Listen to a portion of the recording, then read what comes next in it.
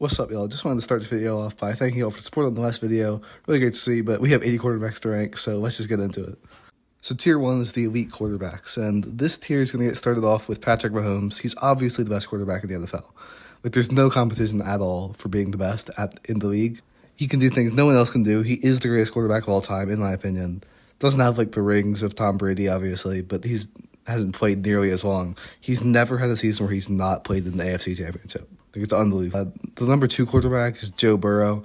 Burrow is really consistent, probably the most consistent quarterback in the league. Like, Mahomes will have a couple weeks a year where he'll play a bit worse than normal.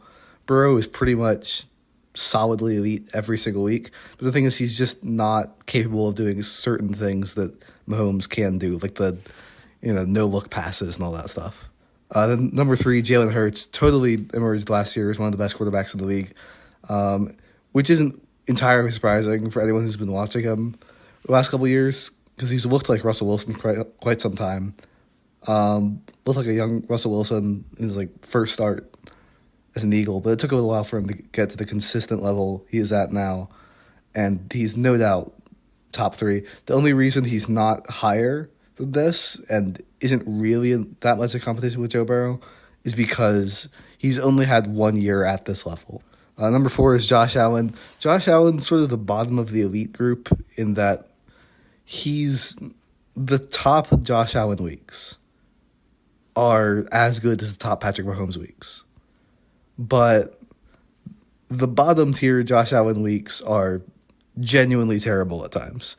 Like, he still will have weeks where he's just throwing terrible interceptions, and most of the time he can still come out and play well enough the rest of the game outside of that to still win, but sometimes it does still cost him, and he's also never had the playoff success that either of these other 3 have. So tier 2 is a bunch of guys who are almost there. Like, they're almost elite. They're almost in that top tier, but there's reasons with all of them why they aren't at that level. And the number 5 quarterback is Lamar Jackson. Like, he's very good, probably the second best runner in the league, and if you want to put him over Justin Fields in terms of running quarterbacks, that is fine. He obviously can pass a lot better than Justin Fields. He's a very good passer, but the thing is, he's not really an elite passer, and he does keep getting injured, which is definitely going to drag him down. And number 6 is Justin Herbert. Herbert has been really good over the past couple of years, ever since he was a rookie, really. Now, the main criticism with him is he's not really shown any ability to win in the playoffs. Herbert's been working under a really bad offensive coordinator the past couple of years, so that probably does hurt him a bit. And he's only barely over these next 2. Aaron Rodgers is number 7 quarterback. This is literally only because he's had a bad year last year on a kind of terrible Packers team. So if he gets back to the MVP level he was at, he's easily a top 3, like over Hurts. Number 8 is Trevor Lawrence. I would honestly have Lawrence over Herbert, but the problem is he's literally only been in the league for 2 years and only been good in one of them. So tier 3 is franchise quarterbacks, and in this tier there are a few more criticisms of the quarterbacks that are going to be made than in the first 2 tiers. So the number 9 quarterback is Kirk Cousins. Kirk is fine. Like, he's very good. Especially last year. He was very good. Now, he does have Justin Jefferson, which makes it very easy to be good. But he isn't very mobile. Works in the pocket pretty well. Like, regardless of the mobility. He still actually navigates pressure pretty well. But the thing is, he's not consistent. Like, he's not really elite at any point. He's just very good most of the time. And then there are times when he's under pressure or he needs to make a big play that he will do something very bad. The number 10 quarterback is Jared Goff, who is basically the same quarterback in a lot of ways. Like, he's just solid, not really going to make any big mistakes most of the time, but will occasionally make them. Like, sort of dependent on the weapons he has. Not very mobile, so you do need a good offensive line around him. He does navigate pressure worse than Kirk Cousins. But you do see less big mistakes with him, and he can actually win primetime games, shockingly enough. Number 11 quarterback is Dak Prescott, who I think Dak is probably overrated still to some degree, even though people have definitely cooled off on him after a couple of years of just sort of bad playoff performances against the 49ers. The thing is with him, he's very good, obviously. Like, he's the 11th best quarterback in the NFL, but like he doesn't have the ability to really elevate you to the point where he needs to be to get the Cowboys past the divisional round. He's not played well in most of his playoff games, especially last year against the 49ers, and he was just throwing a bunch of terrible interceptions. Like, he probably cost them that game, especially given how well their defense played against Brock Purdy. He almost definitely cost the Cowboys a chance to play the Eagles in the championship. Number 12 is Daniel Jones.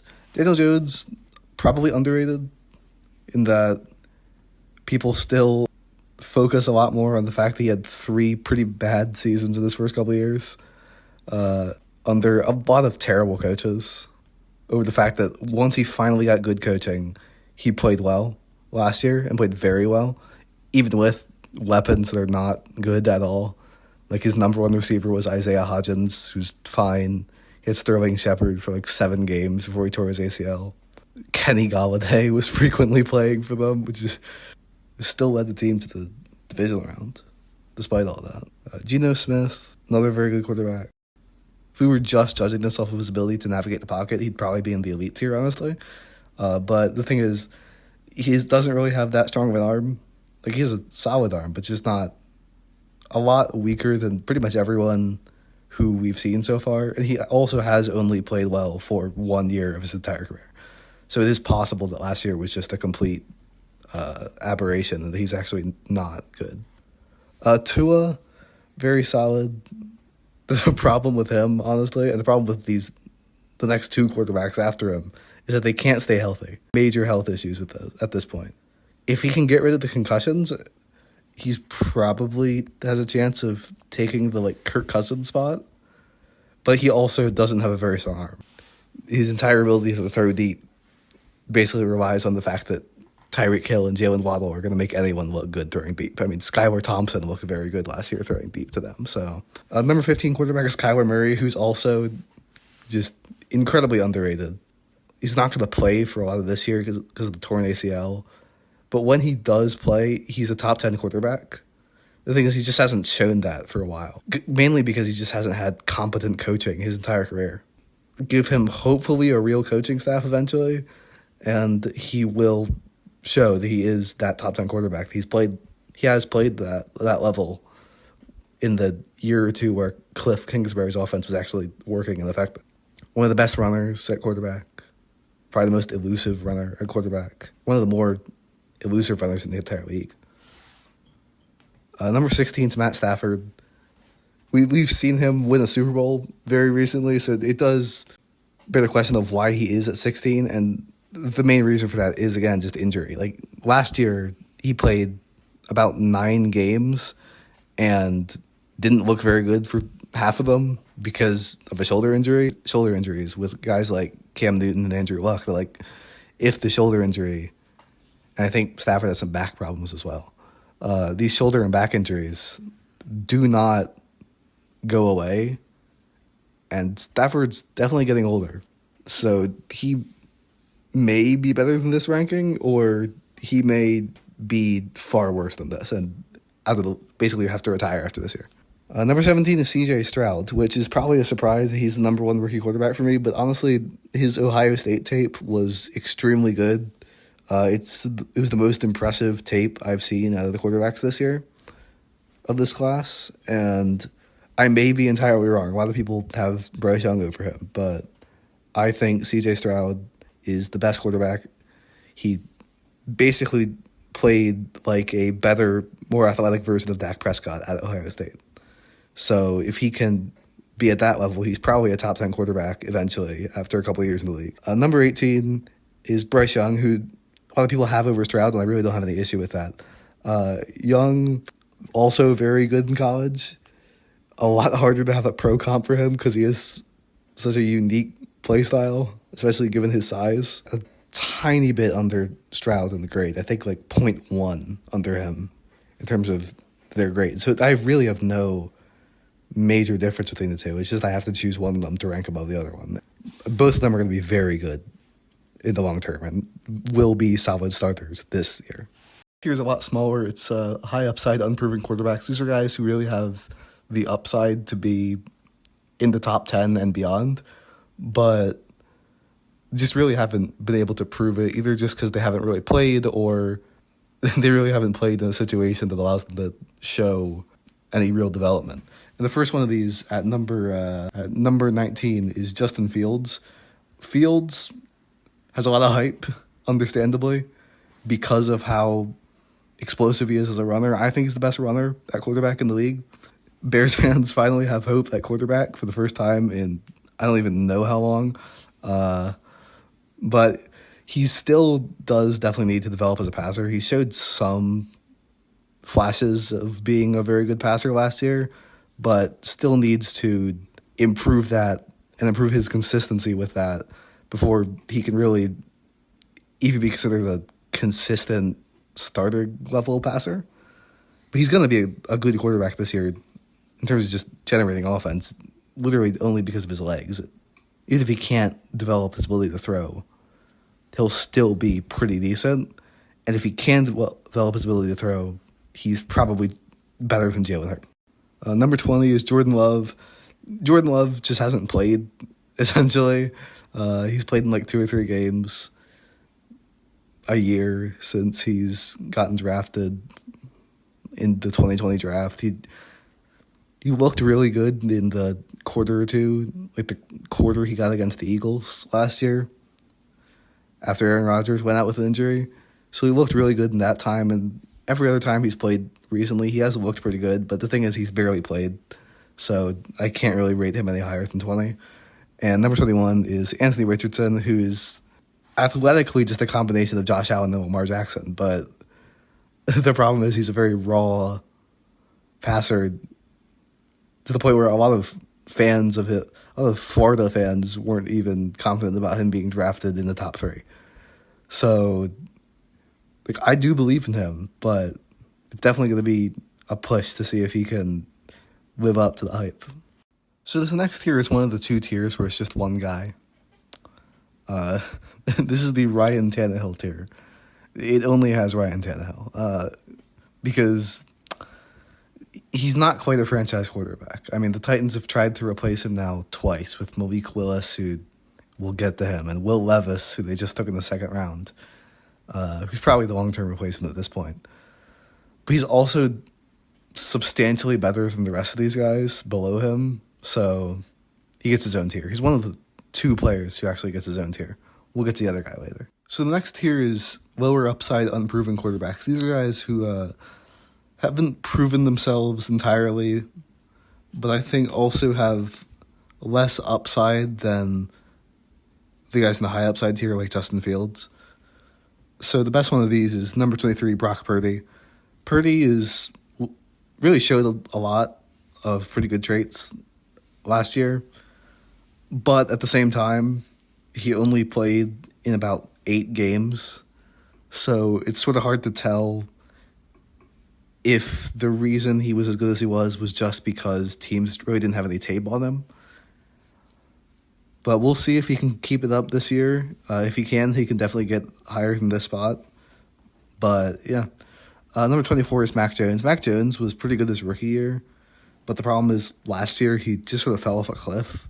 He was getting benched for Bailey Zappi at a certain point. Like, it was not a good year for him at all.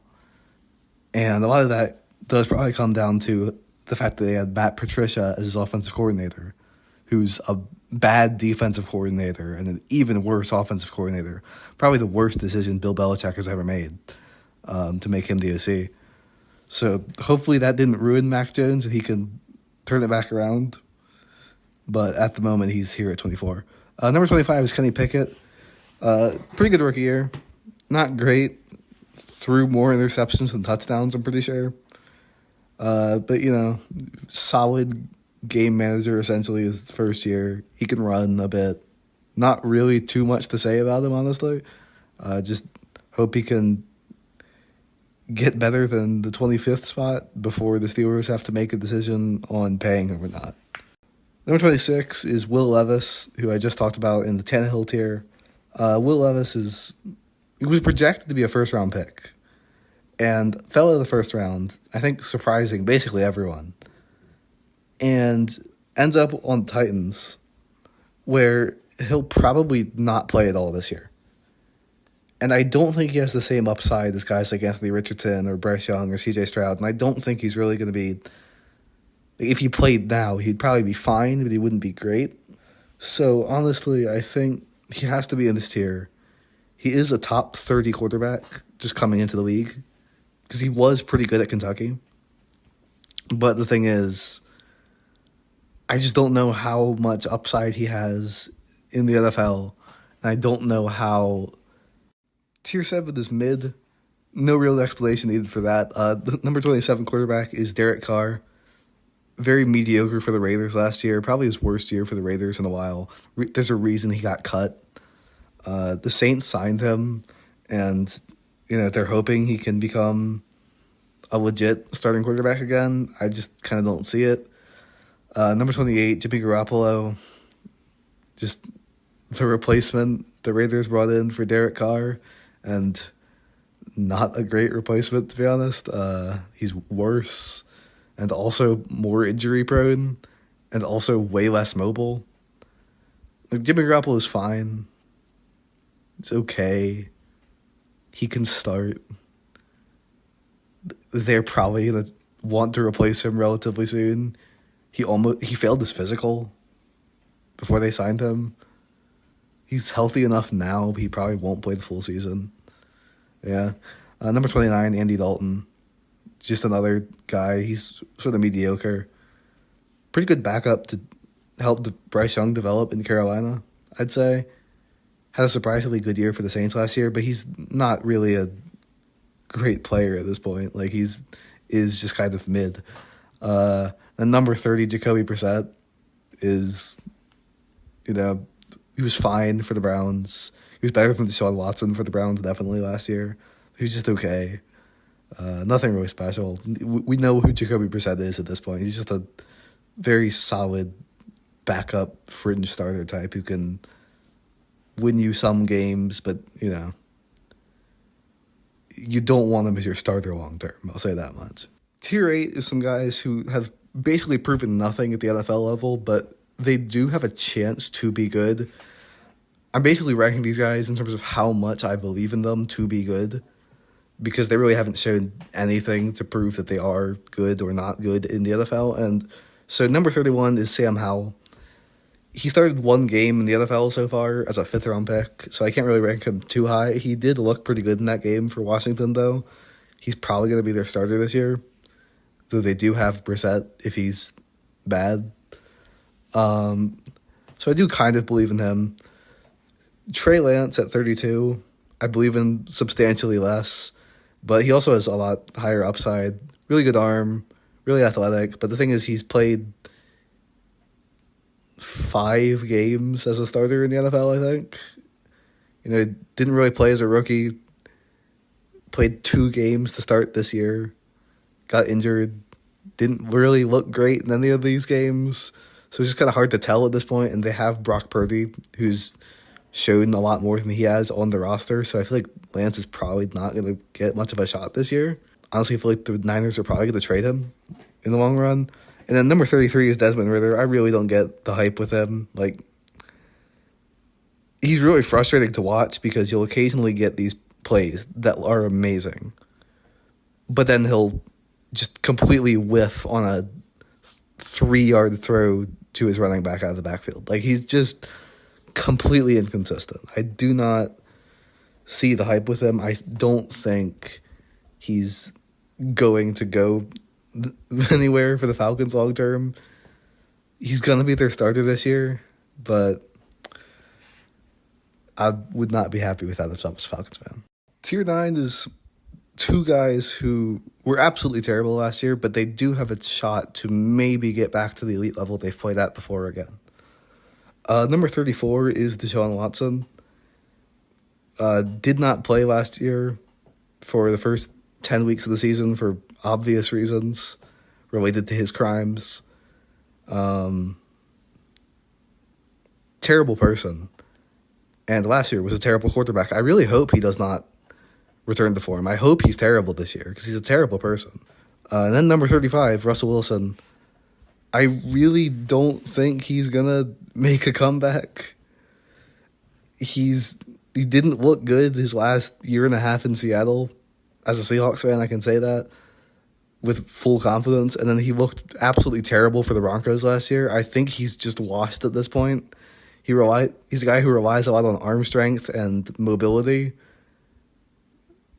who's 34 and losing both of those things. So it's just not a good situation for him to come back. And I don't entirely trust Sean Payton to keep him around as the starter for all that long, especially if he's bad. Okay, tier 10 is fringe starters, and we're going to start moving a lot faster here.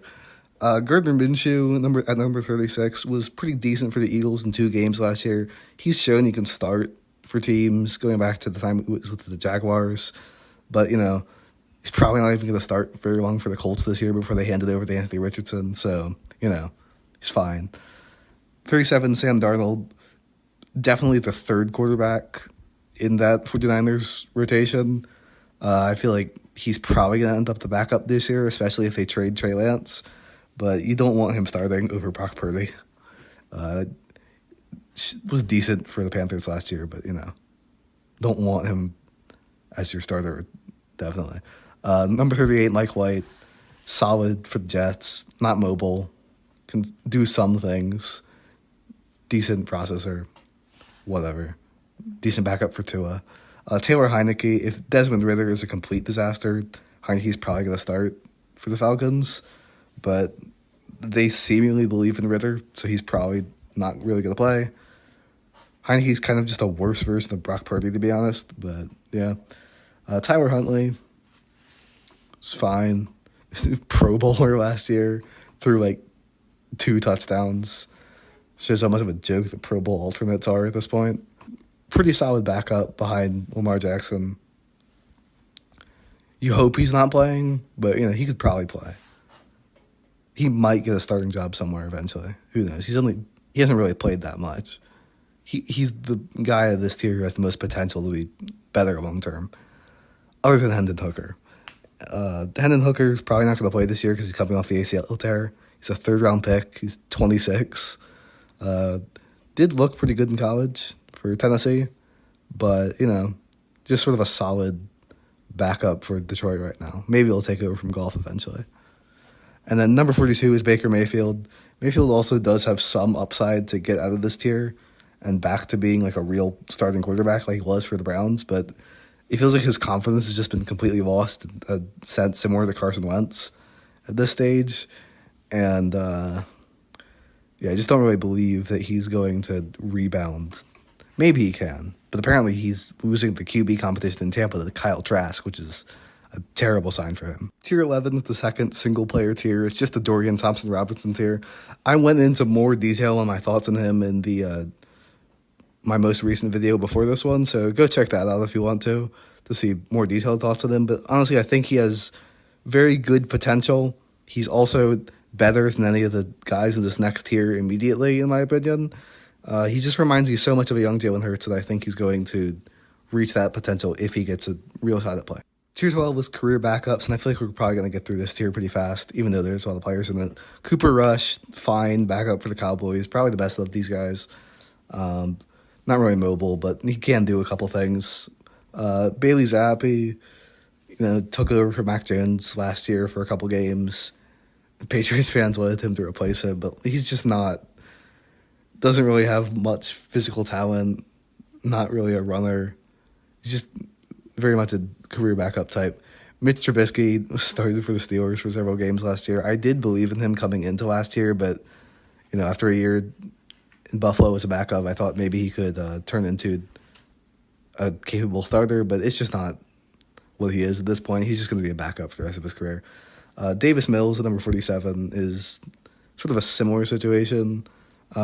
He's had a bad situation around him for the Texans in his 2 years as a starter there. So I think he could maybe get out of this tier eventually, but, as bad as the surrounding core was around him, he was also not very good. So, yeah. He still is in Houston, though, so maybe could probably get traded out of there if someone needs a quarterback midseason. Case Keenum, also on the Texans roster, sort of just a your standard career backup, journeyman quarterback at this point. Had that one really good year with the Vikings. He's been a starter around the league at points, pretty solid. Tyrod Taylor, sort of a similar situation with him, although his peak was a lot less impressive than Case Keenum's.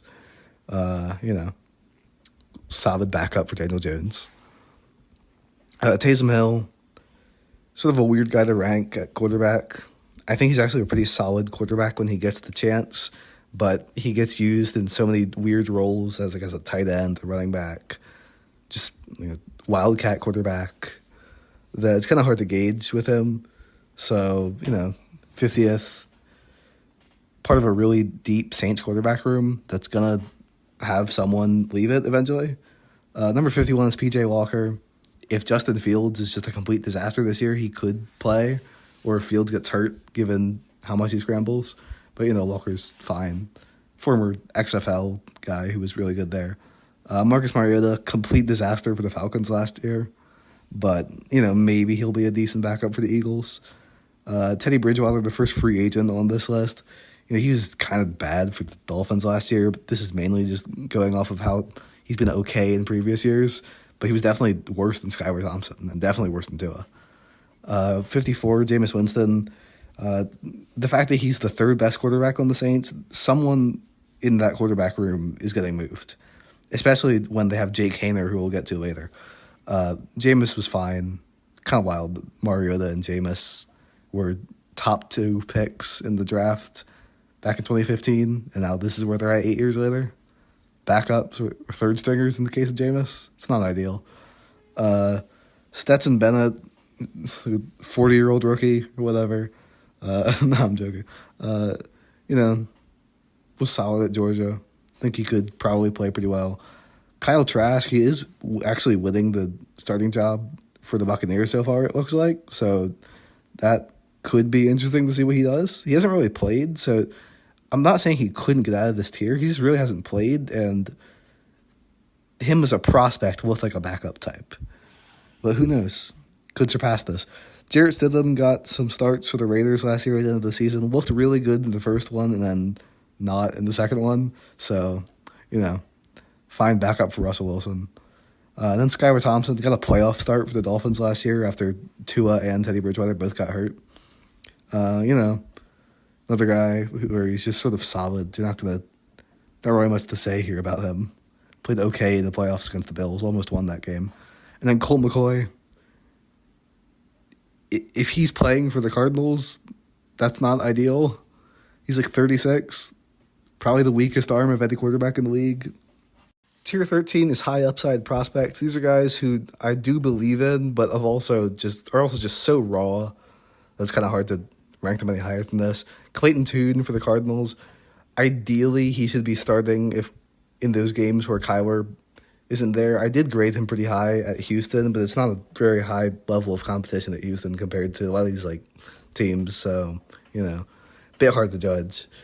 Then Zach Wilson is at 61. Looked okay in the Hall of Fame game. I'm not saying he can't be a long-term quarterback, but he's been pretty terrible in his 2 years with the Jets. And then Drew Lock, also, I do believe in him to maybe rebound at some point. I don't think he really ever got a fair chance with the Broncos, but, also probably never really going to get a chance again, so probably in this tier forever.